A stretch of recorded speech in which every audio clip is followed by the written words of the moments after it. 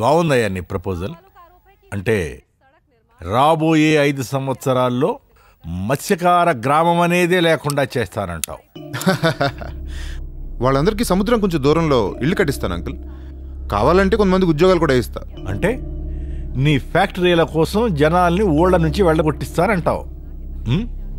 Uncle, స్వతంత్రం వచ్చిన తర్వాత 3 కోట్ల మందిని ఖాళీ చేయించి డ్యాములకి ఫ్యాక్టరీలకి పర్మిషన్ ఇచ్చారు. దాంతో పోలీసుదో లెక్క. కాలుష్యం వల్ల ఏదన్నా అయితేను 25 ఏళ్ల క్రితం భూపాల్లో యూనియన్ కార్బైడ్ పుణ్యం అంటే 25,000 మంది చచ్చిపోతే ఆ ఓనర్ని దగ్గరుండి ఫ్లైట్ ఎక్కించి మరీ పంపించారు. మీరు నన్నేం చేస్తారు అంకుల్? మీ చదువుకున్న వాళ్ళంటే అందుకేనయ్యా నాకు చాలా భయం. తెలిసి తప్పు చేస్తారు, చాలా తెలివిగా చేస్తారు. అవునయ్యా, ఒక ఆకురవిడిలా 4గురిని మర్డర్ చేసిన మా ఎమ్మెల్యే కంటే ఆక్స్ఫర్డ్లో MBA చేసిన నువ్వు చాలా డేంజరస్. ఈ అణుబాంబులు ఆటం బాంబులు కనిపెట్టింది నీలాంటి మేధావులే. పొగడ్తలు ఎందుకులే అంకుల్, నా బిల్లు ఇప్పుడు పాస్ అవుతుందో చెప్పండి. తొందరపడకు, ప్రజాస్వామ్యంలో ఓపిక ఉండాలి నాయనా.